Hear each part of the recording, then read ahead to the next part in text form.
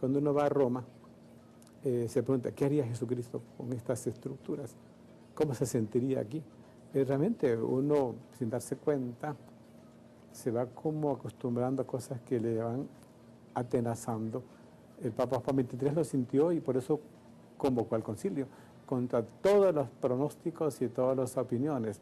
Y qué bueno que lo convocó, cómo dio aire fresco a la Iglesia, del que todavía estamos viviendo, gracias a Dios. De modo que pienso que el Señor sabe cómo lleva la historia, porque es el Señor de la historia, pero también los hombres toman decisiones y bueno, ahí sí caminará. Así bueno, caminará. Sin hablar, monseñor, de mala relación, porque no creo que haya existido, pero obviamente la visión de iglesia y de sociedad que tenía monseñor Sáenz Lacalle y usted eran radicalmente diferentes. Me atrevería a asegurarlo como un observador de la cosa, digamos, de iglesia o social del país.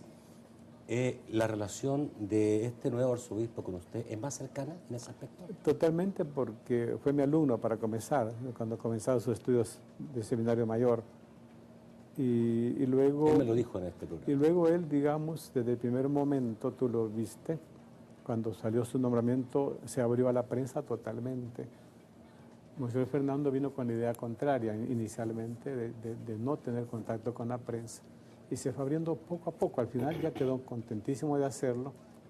Hay hasta fotos con él de los periodistas y pastel que compartieron al final, pero al principio su idea era completamente la contraria, porque veía él en ese momento que la Iglesia no debía meterse en las cosas temporales.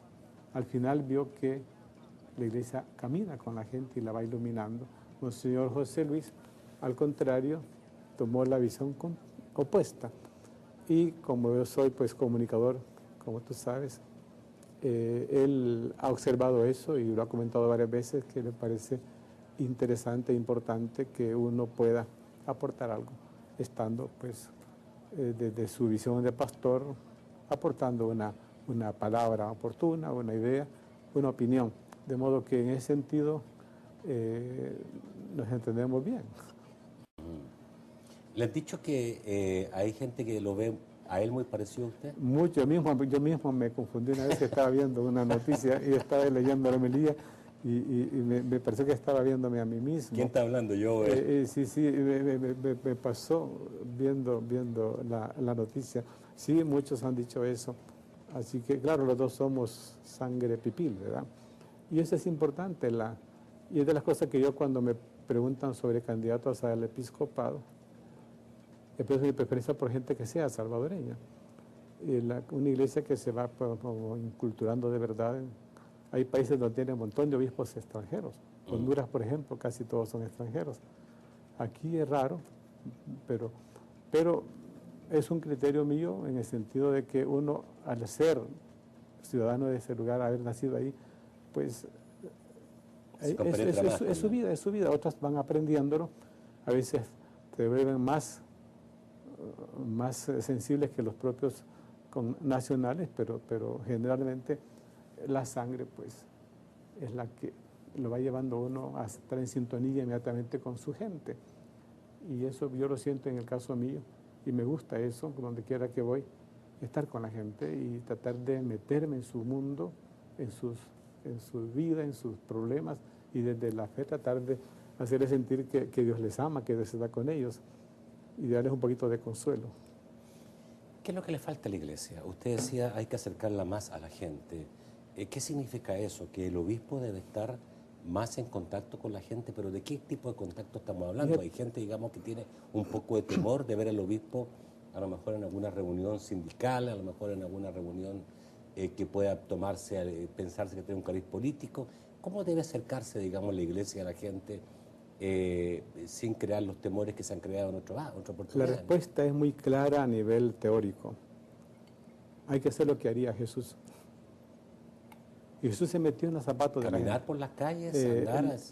La iglesia del concilio es una iglesia que baja a la calle a platicar con la gente y que se deja cuestionar. Es de las cosas más importantes.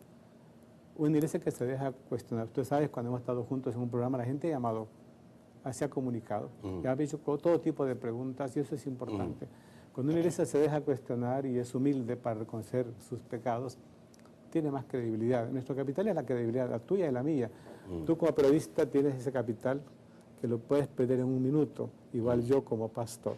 La credibilidad no se compra en ningún supermercado, es algo que se va ganando minuciosamente con la vida de uno. Entonces, Jesús, ¿qué haría? Yo me hago esa pregunta todos los días. Y Jesús, al ver cómo procede, Él se pone del lado de las víctimas. Él evangeliza perdonando pecadores, resucitando muertos, curando enfermos, rescatando la dignidad de la mujer, ayudando a la gente que estaba marginada de la sociedad, así como Él evangeliza. Y choca con los poderosos. Y con todos los elementos poderosos Él choca. Y son los que Él deciden su muerte. De modo que, entonces la iglesia tiene que entender eso clarísimamente. Monseñor Romero, cuando era sacerdote, y yo lo observaba porque lo acompañaba a veces a sus correrías, a los cantones, disfrutaba con la gente más sencilla. Disfrutaba entrando a un ranchito y comiendo tortilla con frijoles en la mano, porque era auténtico, era sincero eso, había que no había hipocresía.